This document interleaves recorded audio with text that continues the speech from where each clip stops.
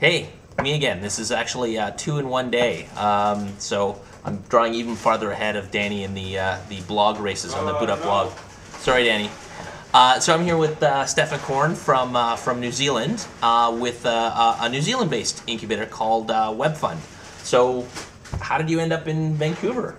Yeah, it's a funny story. One of our investments, baseddiary.com, it's basically we're in the denturist space, and Canada is the leading market in the world for denturists. Okay, and, something else to add to the Canada's awesome denturists. Okay, got it. Yeah, so it's go Canada and denturists. So yeah, there's a conference in Montreal. Okay. With the Canadian Denturist Association, and we put together a software as a service tool called baseddiary.com for denturists. It's a practice administration, all web, online. It's just about the only one in the world. So we thought, hey, let's go to Canada and check out what it's like here, and meet with denturists here, and see how maybe we can get our product into the market.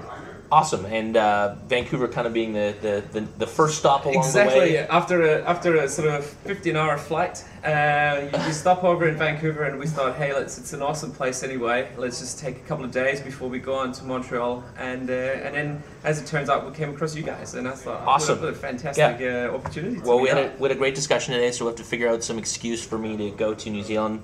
As you said, you know some people in the Ministry of Economic Development down in New Zealand. I'm definitely talk to some of my connections to do some cross-pollination.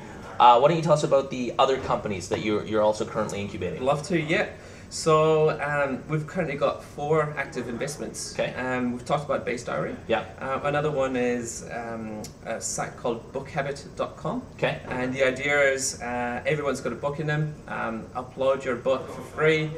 Sell it on bookhabit.com, and it's sort of an early bird model. So when you upload your book, anyone can download it for $2.50. They can look at your first chapter for free, and then the more popular your book gets, the higher the price. The more money you get. Okay. Yeah. So that's awesome. Yeah, and that's going pretty well.